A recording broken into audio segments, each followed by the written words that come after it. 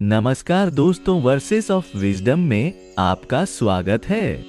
आज हम श्रीमद्भागवत पुराण के चतुर्थ स्कंध के 27वें अध्याय का अध्ययन करेंगे, जिसमें राजा प्रचेता और भगवान रुद्र के बीच हुए संवाद का वर्णन है। यह अध्याय हमें सिखाता है कि कैसे भक्ति और ज्ञान के मार्ग पर चलकर हम अपने जीवन को सार्थक बना सकते हैं। प्राचीन काल में एक अद्भुत नगरी थी जिसे पुरंजन नगरी कहा जाता था। यह नगरी अपनी भव्यता और वैभव के लिए प्रसिद्ध थी। इसके चारों ओर सुदृढ़ प्राचीर थी, जिसमें 9 द्वार बने हुए थे। नगर के मध्य में एक विशाल राजप्रासाद था, जहां राजा पुरंजन अपनी प्रिय पत्नी पुरंजनी के साथ निवास करते थे। यह नगरी वास्तव में मानव शरीर का प्रतीक थी। 9 द्वार 9 इंद्रियों के द्वार थे। 2 आंखें, 2 नासिका छिद्र, 2 कान, मुख, गुदा और जन्नांग। राजा पुरंजन जीवात्मा का प्रतीक था, जो इस शरीर रूपी नगरी में निवास करता है, और रानी पुरंजनी बुद्धि का प्रतीक थी। राजा पुरंजन अपनी इस सुंदर नगरी में विषय भोगों में लिप्त रहते थे। वे अपनी इंद्रियों के माध्यम से संसार के सुखों का अनुभव करते और उनमें आसक्त हो जाते। उनका जीवन भोग विलास में बीत रहा था और वे अपने वास्तविक स्वरूप को भूल गए थे। एक दिन चंडवेग नामक एक शक्तिशाली योद्धा अपनी सेना के साथ पुरंजन की नगरी पर आक्रमण करने आया। चंडवेग के पास 360 प्रमुख योद्धा थे और प्रत्येक योद्धा के पास अपनी पत्नियां थीं, जिनकी संख्या भी उतनी ही थी। चंडवेग वास्तव में समय का प्रतीक था। उसके 360 योद्धा वर्ष के दिनों का प्रतीक थे और उनकी पत्नियां रातों का।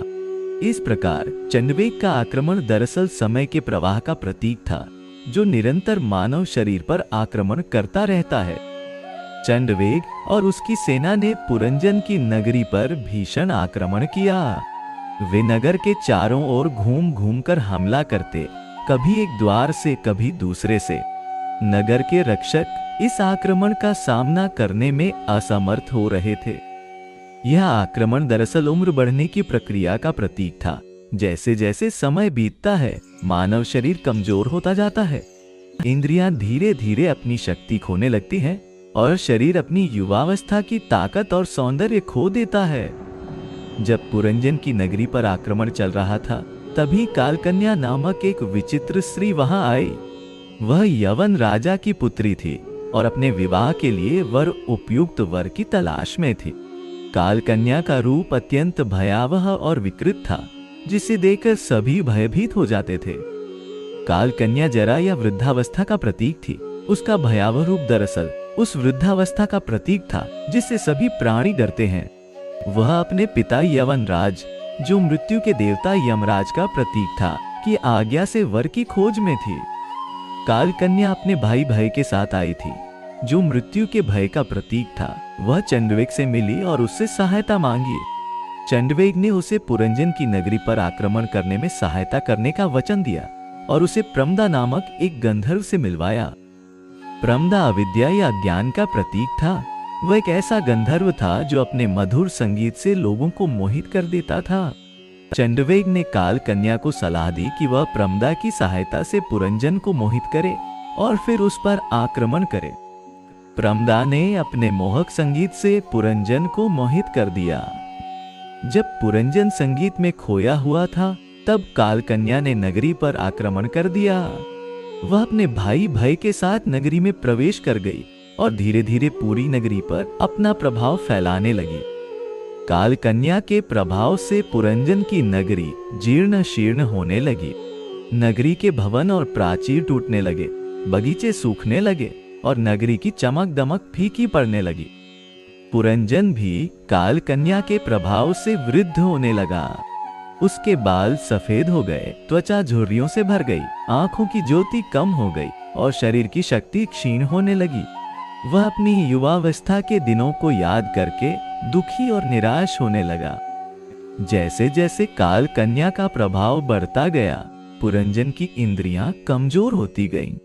उसकी आंखें धुंधली पड़ने लगी, कान कम सुनने लगे और अन्य इंद्रियां भी अपनी शक्ति खोने लगी। यह सब वृद्धावस्था के लक्षण थे। अंततः चंडवेग और कालकन्या के संयुक्त आक्रमण से पुरंजन की नगरी पूरी तरह से जर्जर हो गई। नगरी के सभी रक्षक परास्त हो गए और नगरी के द्वार टूट गए। पुरंजन अपनी इस दशा को देखकर अत्यंत व्याकुल हो गया। यह सब मृत्यु के निकट आने का प्रतीक था। जैसे जैसे शरीर वृद्ध होता है, वह मृत्यु के करीब पहुंचता जाता है। इंद्रियां काम करना बंद कर देती हैं और शरीर अपनी सारी शक्ति खो देता है। यही जीवन का अनिवार्य सत्य है। इस कथा के माध्यम से भागवत पुराण हमें एक गहरा संदेश देता है। यह संदेश है कि यह शरीर नश्वर है और समय के प्रवाह से कोई भी बच नहीं सकता। जरा और मृत्यु जीवन के अनिवार्य सत्य हैं, जिनका सामना हर प्राणी को करना पड़ता है। इस कथा का गूढ़ अर्थ यह है कि हमें अपने वास्तविक स्वरूप को पहचानना चाहिए। हम शरीर नहीं बल्कि आत्मा है जो अजर अमर है। शरीर नश्वर है लेकिन आत्मा शाश्वत है। इस सत्य को जानकर ही हम जरा और मृत्यु के भय से मुक्त हो सकते हैं। पुरंजन की कथा हमें आध्यात्मिक जागृति का संदेश देती है।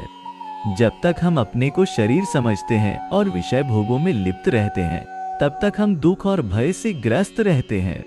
लेकिन जब हम अपने आत्मिक स्वरूप को पहचान लेते हैं, तब हम सच्ची शांति और आनंद प्राप्त करते हैं। इस प्रकार चंडवेय और कालकन्या की कथा हमें जीवन की नश्वरता का बोध कराती है। यह हमें याद दिलाती है कि समय निरंतर बीत रहा है और हमारा शरीर हर क्षण जीर्ण हो रहा है। इसलिए हमें अपने आध्यात्मिक उत्थान पर ध्यान देना चाहिए, न कि क्षणिक भोगों पर। भागवत पुराण का यह अध्याय हमें सांसारिक मोह माया से ऊपर उठने की प्रेरणा देता है। यह हमें बताता है कि वास्तविक सुख और शांति केवल आत्मज्ञान में है, न कि शारीरिक सुखों में।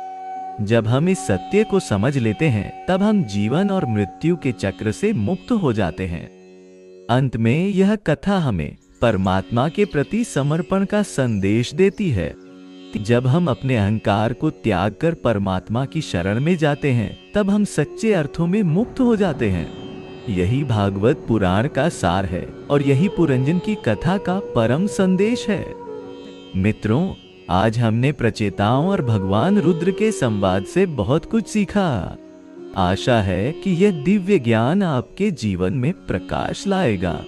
यदि आपको यह वीडियो पसंद आया तो कृपया इसे लाइक करें, अपने मित्रों के साथ शेयर करें और वर्सेस ऑफ विजडम चैनल को सब्सक्राइब करें। आपके साथ भागवत पुराण की इस यात्रा को जारी रखने के लिए हम उत्साहित हैं। धन्यवाद और शुभकामनाएं।